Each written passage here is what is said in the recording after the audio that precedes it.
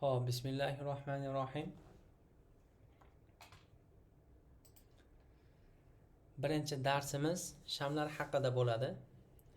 Mana bu ko'rib turgan hamma narsangiz sham. Mana bu qizil sham sotuvchilarniki, mana bu zangori sham oluvchilarniki. Endi bulardan har bittasi qaysi vaqtda, qancha vaqtli desangiz, mana bu tepada time frame degan narsa borlar. Vaqtlar o'lchamligi, mana oylik, haftalik, kunlik, 4 soat, 2 soat, 1 soat. Qaysi birini tanlasangiz, ana shu sham, ana shu yapon shami mana shu vaqtda ochilib yopilishligini ko'rasiz. Ya'ni hozir mana bu bir kunda ochilib yopgan. 4 soatlik o'tadigan bo'lsam, mana bu sham endi 4 soatda ochilib yopganga aylanib qoldi. Endi mana shu shamlarning ochilib yopilishligi juda muhim. Ya'ni qay holatda ochildi, qay holatda yopildi. Ochilgan joylari va boshqa o'rinlarini kuzatishimiz juda kerak bo'ladi.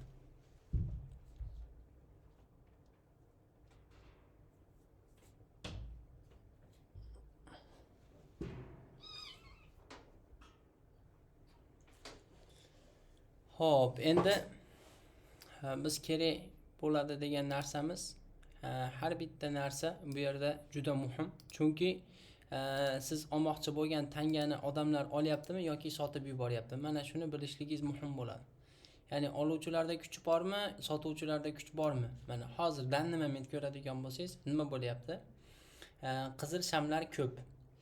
Qizil shamlar ko'p, zangori shamlar hajmi kichkina. Qizil shamlarda misol hajmi kattalari bor. Undan avval nima edi? Kuch oluvchilar dedi, narxni ko'targan edi. Endi narx pastladi mana bu yerda. Endi bu yerda nima bor? Sotuvchilar bor degan. Agarda biz shuni tushunadigan bo'lsak, holatlarda umumiy texanaliz qilishligimiz mumkin, switchni qilib texanalizlarga bu yordam berishi mumkin. Kimlardir mana shu switchni analizni o'zi bilangina kifoyalanib ba'zi indikatorlar bilan savdo qilishadi. Demak, bu eng muhim bo'lgan narsalardan. Agar buni yaxshi tushunmasangiz, qolgan narsalarni ham uncha tushunmaysiz degan. Tushunarlimi? Xo'p, boshladik. Mana bular qizil shamlarni aytdik. Bu kimlarning shami? Sotuvchilar. Endi trade tilida bu ayiqlar deb nomlanadi. Ayiqlar sotuvchilar deb nomlanadi. Mana bu zangori sham esa kim deb nomlanadi? Bular buqalar deb nomlanadi. Ular oluvchilar. Mana shu traderlar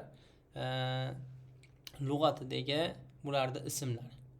Ya'ni buqalarga kuch kirsa bozor o'sadi, ayiqlarga kuch keladigan bo'lsa bozor nima bo'ladi?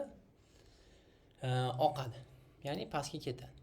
Xo'p, biz endi oqishligini yoki oqmasligini, kimda kuch borligini qattan aniqlaymiz desangiz, mana bu joyda bir pastda nimalar misollar ko'rishimiz mumkin.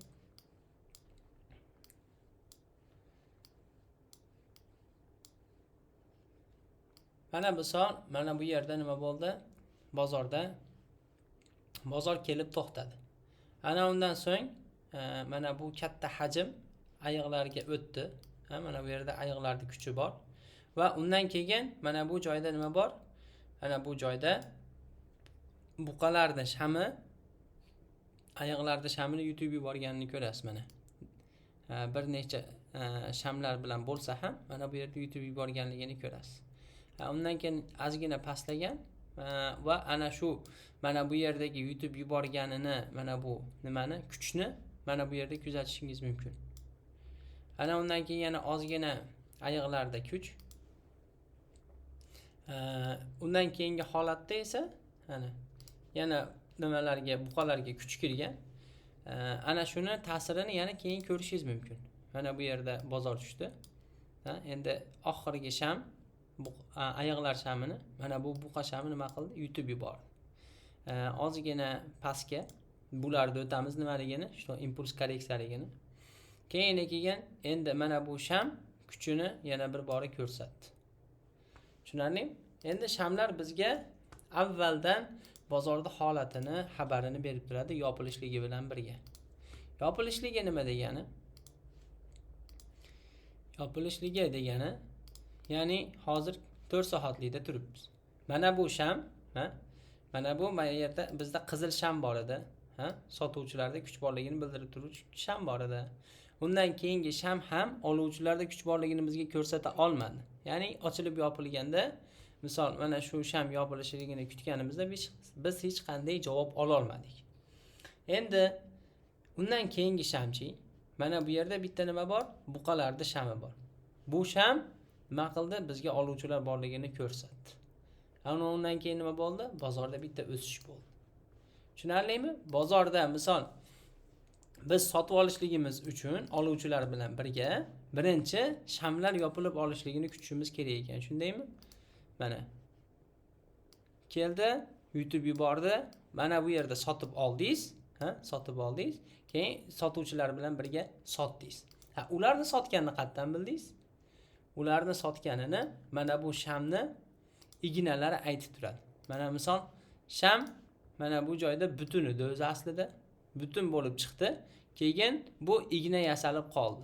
Qay holatda insonlar misol Bitcoin'ni olib chiqib turib, ana shu joyda sotishdi. Sham xuddi shunday teskari yopildi. Sham xuddi shunday teskari yopildi. Undan keyingi shamni ko'rsangiz, anchagina nima bor? Ayiqlarga kuch kirgan, oqishgan. Undan keyin ozgina manipulyatsiya qilingan, bo'ldi pastga. Tushunarlimi? Bozorda qachonki siz pastda yoki tepada igna ko'radigan bo'lsangiz, bilingki bu yerda yoki sotish bor yoki olish bor. Bu ham oldindan bir signal deb qabul qilsangiz bo'ladi, faqatgina switchnoy. Tushunarlikmi? Mana bu yerda sotish bor. Mana bu igna. Mana bu igna. Asha to'liq mana bunday sham edi o'zi asli. To'liq mana bunday sham edi, lekin ayiqlar buni turtib qo'ydi pastga. Turtdi. Qanaqa qilib turtdi? Ya'ni sotish vordi qo'lidagina. Endi keyin bu ignali sham bo'lib yopildi. Undan keyingi sham uni tasdiqladi. Ya'ni sotish rostdan borligini tasdiqladi va ozgina soatlardan esa bir kun mana shu 4 soatdan hisoblasangiz, mana 2 kunning ichida mana bu yerdagi sotishni ta'sirini ko'rishingiz mumkin mana. Yaxshigina bozorda pastga ketish bo'lgan.